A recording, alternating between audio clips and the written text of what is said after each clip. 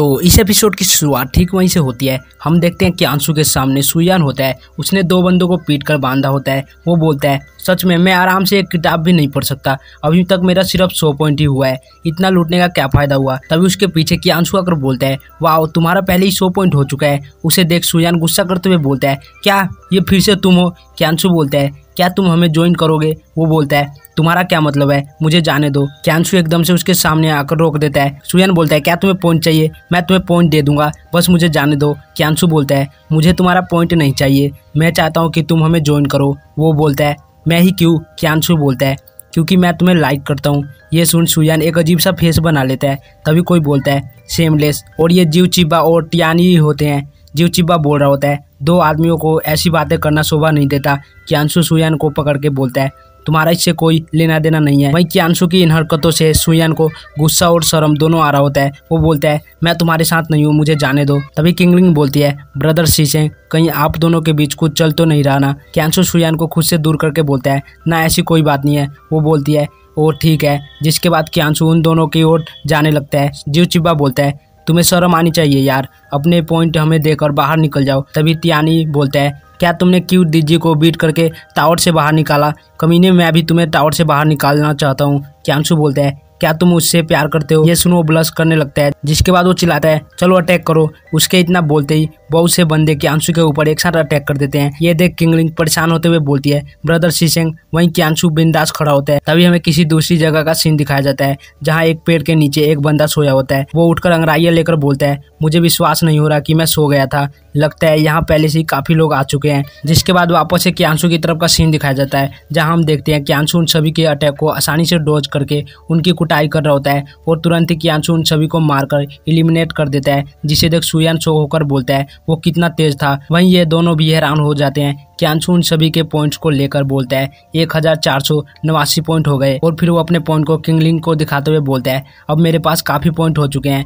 ये देख किंगलिंग भी खुश हो जाती है। वहीं जीव चिब्बा और टियानी आराम से पीछे से निकलने की कोशिश कर रहे होते हैं, लेकिन क्यांशु ने देख लेता है और बोलता है, चलो देख लेते हैं कि तुम तेज हो या फिर मैं तेज हूँ। वो दोनों घबराते हुए मन में सोचते हैं, ये एक आदमी है या राक्षस। और वो दोनों बहुत पीछे थर्ड गेट के अंदर चले जाते हैं। क्यांशु बोलता है, वो भाग गए। तभी किंगलिंग क्यांशु की तारीफ करते हुए बोलती है, आप इतने पावरफुल क्यों है ब्रदर शीशे? क्यांशु ये सब सुन के अपनी नाक लंबी कर लेता है। जिसके बाद क्यांशु सुयान का हाथ पकड़ के बोलता है, सुयान तुम मुझे ज्वाइन करो। सुयान सोचता है, लगता है ये बिना ज्वाइन करवाए मुझे नहीं जाने देने वाला। जिसके बाद हमें किसी जगह का सीन दिखाया जाता है, जहाँ एक डिसाइपल मास्टर मास्टर चिल्लाते हुए आता है और एक कमरे में आकर बोलता है, मास्टर कुछ हुआ है? उसका मास्टर बोलता है, इस एग्जाम के बारे में इतना चिंताजनक बात क्या हो सकती है? वो डिसाइपल बोलता है, मास्टर जाकर इसकी जांच करिए, ये बहुत इंपॉर्टेंट मैटर है। उसका मास्टर बोलता है, एक स्ट्रॉन्ग प्रैक्टिशनर की फाउंडेशन किसी के काम से डिस्ट्रैक्ट नहीं होती है, तो तुम इतनी जल्दी में क्यों हो? चलो चलकर चेक करते हैं। वो डिसाइपल बोलता है, ठीक है मास्टर। जिसके बाद वो दोनों सोर्ड पर उड़कर जाने लगते हैं। फिर सीन हमें टावर के बाहर का दिखाया जाता है। वहीं पर वो मास्टर आ जाता है। वहीं पर कुछ और भी एल्डर होते हैं, जिनमें से इस आगे वाले एल्डर का नाम वांग टियानलिंग होता है। जिसे देख ये मास्टर अपना मुंह फेर लेता है। तभी एक और एल्डर आते हुए बोलती है, आप आगे टीचर। वो बोलता है, तियान युए, ऐसा क्या हुआ है कि तुम सभी यहाँ पर इकट्ठे हुए हो? वो बोलती है, ये जो टेस्ट है ये कुछ ज़्यादा इंटरेस्टिंग होता जा रहा है, लीडर बोर्ड पर देखिए मास्टर। ये मास्टर लीडर बोर्ड पर देखता है और बोलता है, क्या 1479 पॉइंट? तियानवे बोलती है, ये केवल सेकंड लेवल है और एकमात्र व्यक्ति मैंग नियानक्विंग है जिसने टावर के सेकंड लेवल पर 1000 से ज़्यादा पॉइंट प्राप्त किए हैं, लेकिन वो भी केवल 1100 पॉइंट थे। और जिसने 1489 पॉइंट प्राप्त किए हैं उस डिसाइपल का नाम वांग शीशेंग है। और गाइज आपको तो पता ही होगा कि अंशु का ये नाम है। वो मास्टर बोलता है, उसने कौन सा मास्टर चुना है? वो बोलती है, झाओ ये सुन। ये मास्टर मन में सोचता है, झाओ ये, क्या ये वही है? जिसके बाद टावर के अंदर थर्ड फ्लोर का सीन दिखाया जाता है। टावर में अनाउंस हो रहा होता है, वांग शीशेंग कांग्रेचुलेशन थर्ड फ्लोर पर एंटर करने के लिए। क्यों किंगलिंग कांग्रेचुलेशन, सुयान कांग्रेचुलेशन। तभी कोई बोलता है, तुम थोड़ी लेट हो, इससे तुम्हें डिसएडवांटेज होगा।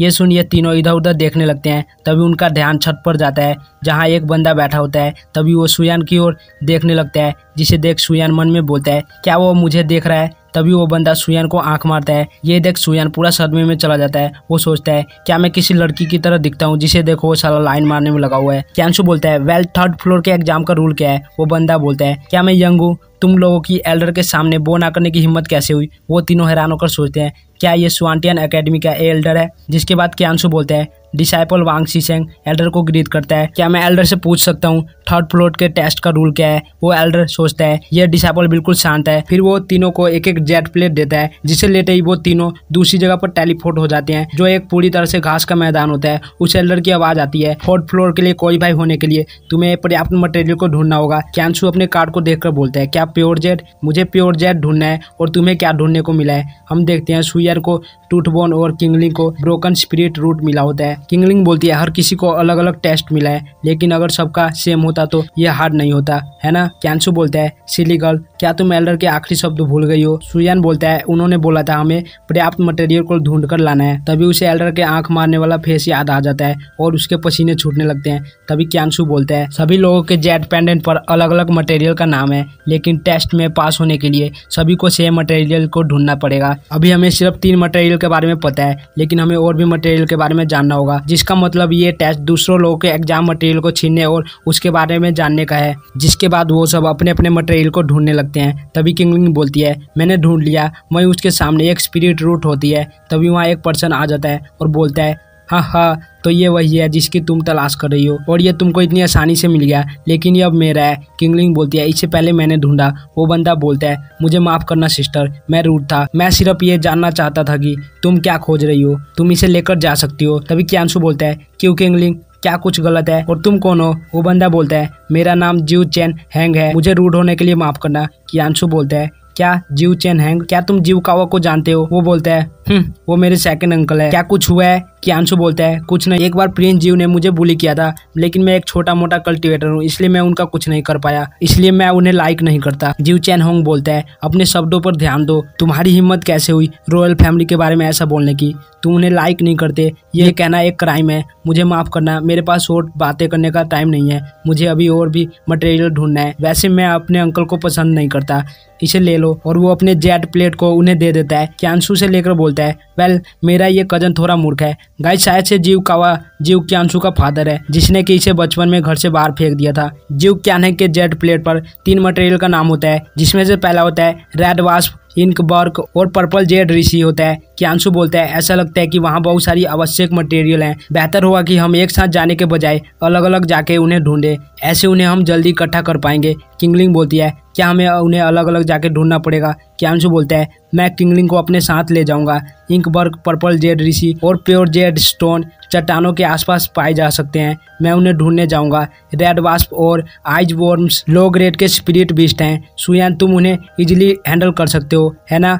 वो बोलता है, ठीक है, मैं इन दोनों मटेरियल को ढूंढने जा रहा हूँ, उन्हें ढूंढने के बाद हम यहाँ इकट्ठा होंगे। क्यांशु बोलता है, ठीक है, फिर बाद में मिलते हैं। जिसके बाद हमें कुछ घंटों के बाद का सीन दिखाया जाता है, जहाँ क्यांशु एक पहाड़ पर चढ़ के जेड ऋषि को ले लेता है और फिर बोलता है, जेड ऋषि को ढूंढना मुश्किल है, हमें बाकी के 2 मिल गई, लेकिन केवल इसको प्राप्त करने में हमने 4 घंटे खर्च कर दिए। तभी किंगलिंग बोलती है, शीशेंग, वहाँ देखो, वो गुफा सिल्वर लाइट की तरह चमक रही है। क्यांशु उधर देखता है, जहाँ सिल्वर लाइट चमकती हुई गुफा दिखाई देती है। क्यांशु किंगलिंग का हाथ पकड़ के बहुत तेजी से उस गुफा की ओर जाते हुए बोलता है, चलो चलकर देखते हैं उसके अंदर क्या है। जिसके बाद वो दोनों उस गुफा के पास आ जाते हैं। क्यांशु बोलता है, हम लकी हैं कि हमें एक और जेड ऋषि मिल गया। तभी वहाँ की जगह हिलने लगती है और अंदर से एक रोड की आवाज आती है और वहाँ अंदर से एक मॉन्स्टर आ रहा होता है, जिसे देख क्यांशु मन में बोलता है, एक स्नैक टेल एप। फिर वो बताता है, ये अर्थ लेवल का स्पिरिट बीस्ट है, ये किसी हेवनली प्रिमोर्डियल रियल्म के किसी व्यक्ति जितना ही पावरफुल है। ऐसा पावरफुल स्पिरिट बीस्ट टेस्ट में क्या कर रहा है? किंगलिंग बोलती है, ब्रदर शीशेंग, अब हम क्या करें?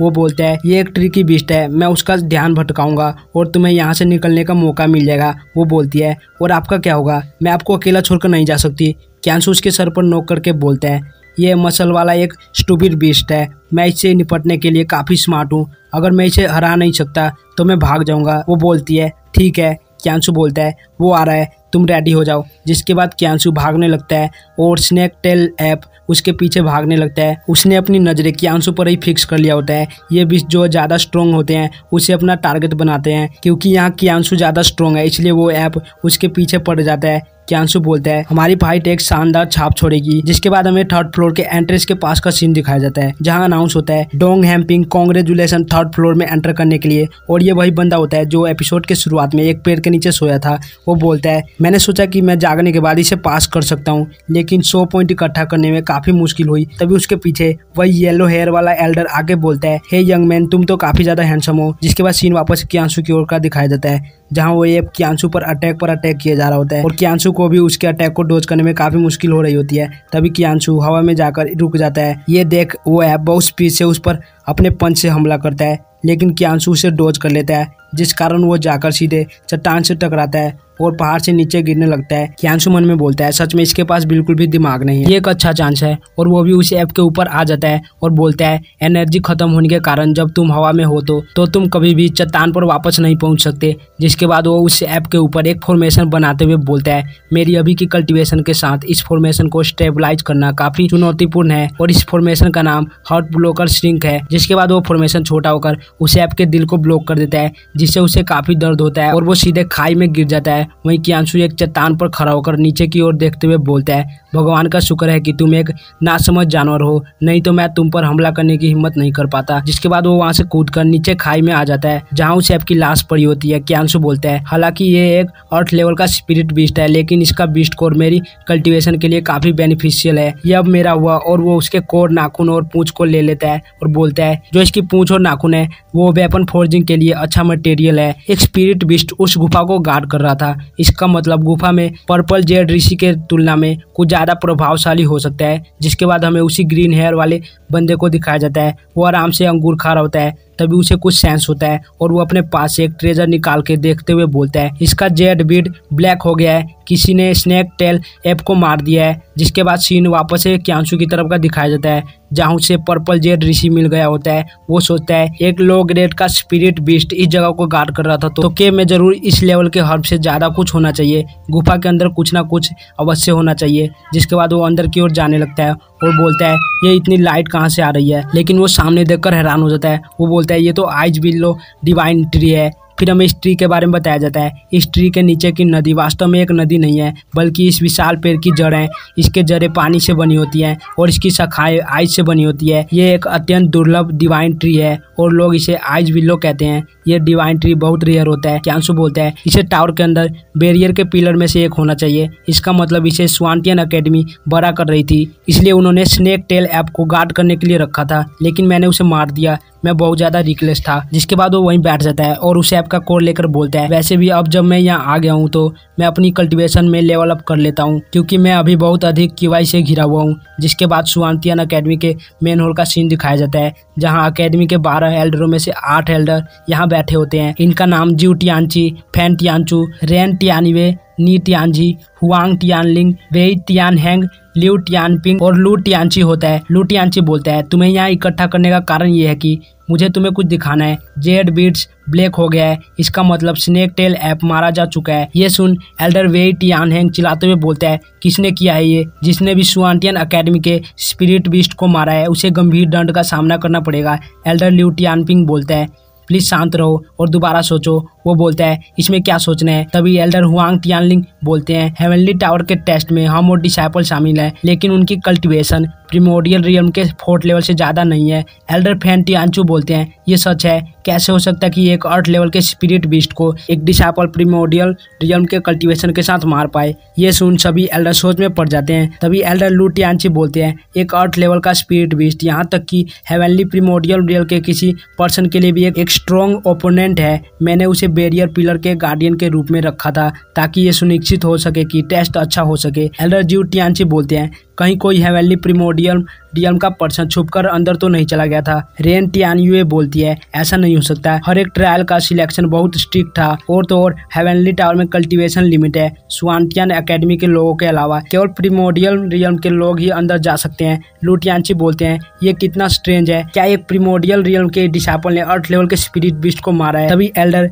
वेई टियानहेंग गुस्से से आग बबूला होते हुए बोलते हैं ये इम्पॉसिबल है। लिu टियानपिंग बोलता है हो सकता है कोई अपने कल्टीवेशन को सरप्रेस करके अंदर चला गया हो। एनीवे मैं समझ नहीं पा रहा हूँ कि प्रिमोर्डियल रियल का एक डिसाइपल अर्थ लेवल के स्पिरिट बीस्ट को कैसे मार सकता है। लू टियानची बोलते हैं ठीक है ये सब चीजें बहुत स्ट्रेंज है, मैं प्रिंसिपल को रिपोर्ट करने जा रहा हूँ, वही डिसाइड करेंगे कि हमें आगे क्या करना है। जिसके बाद वापस एक क्यांशु के तरफ का सीन दिखाया जाता है जहाँ क्यांशु ने ब्रेक थ्रो कर लिया था और बोलता है मैं प्रिमोर्डियल रियल्म के 10th लेवल पर आ चुका हूँ। वेल ये उस लेवल तक पहुंचने में बहुत आसान है, संभवतः मैं एकमात्र व्यक्ति हूँ जो वापस से प्रिमोर्डियल रियल्म पर आया है। जिसके बाद हमें किंगलिंग को दिखाया जाता है वो एक पेड़ के नीचे बैठकर बोल रही होती है लगभग आध घंटे हो गए अभी तक शीशेंग वापस नहीं आया। फिर वो चट्टान से नीचे की ओर देखते हुए बोलती है क्या वो किसी डेंजर में है, अच्छा रहेगा मैं नीचे जाकर उन्हें ढूंढूं। तभी कोई उसके पीछे से बोलता है लिटिल गर्ल तुम क्या देख रही हो। वो पीछे मुड़कर देखती है जहाँ 4 बंदे होते हैं। वो बोलते हैं क्या तुम्हारी टेस्ट का कोई मटेरियल चट्टान पर है। किंगलिंग बोलती है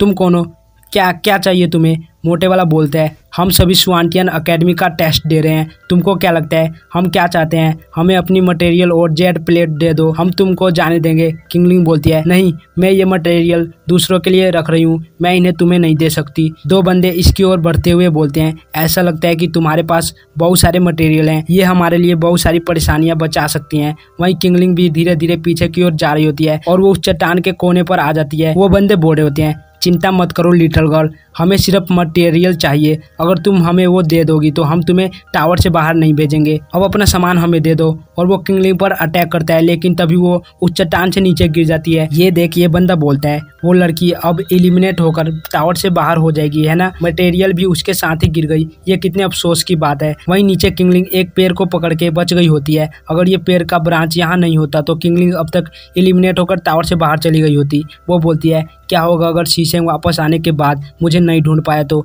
मैं यहाँ इंतजार नहीं कर सकती, मुझे ऊपर जाना होगा। और वो उस पेड़ के ब्रांच पर खड़ी होकर बोलती है मैं प्रिमोर्डियल रियल के 2nd लेवल पर हूँ तो मुझे ऊपर जाने में मुश्किल नहीं होगा। तभी वो सभी बंदे एक एक करके नीचे गिरने लगते हैं जिसे देख किंगलिंग पूरी कंफ्यूज हो जाती है। तभी उसके पास क्यांशु आकर बोलता है तुम क्या देख रही हो। शीशेंग को देख किंगलिंग बच्चों की तरह रोते हुए बोलती है मैंने सोचा कि तुम मर गए। क्यांशु उसे ऊपर खींचते हुए बोलता है अगर मैं मरने की स्थिति में होता तो मुझे टावर से बाहर निकाल देते, हम यहाँ नहीं मर सकते, चलो अब ऊपर आ जाओ। वो ऊपर आकर बोलती है पर तुमने मुझे ढूंढा कैसे। वो बोलता है जब मैं ऊपर गया तो मैंने तुम्हें चट्टान से गिरते हुए देखा लेकिन मैं समय रहते तुम्हें बचा नहीं सका, इसलिए मैंने सबसे पहले तुम्हारा बदला लिया। जिसके बाद क्यांशु उन लोगों के थैले को देखकर बोलता है ऐसा लगता है कि इन लोगों ने बहुत से लोगों को लूटा है, हमने वास्तव में उनका एडवांटेज उठा लिया। किंगलिंग खुश होकर बोलती है चलो सुयान को खोजें, मुझे लगता है इतना मटेरियल पास होने के लिए काफ़ी है। क्यांशु बोलता है मैंने मटेरियल की जांच की, यदि कोई दूसरा अननोन मटेरियल नहीं है तो 4th फ्लोर में एंटर करने के लिए काफ़ी है, चलो वापस चलते हैं। किंगलिंग बोलती है ठीक है।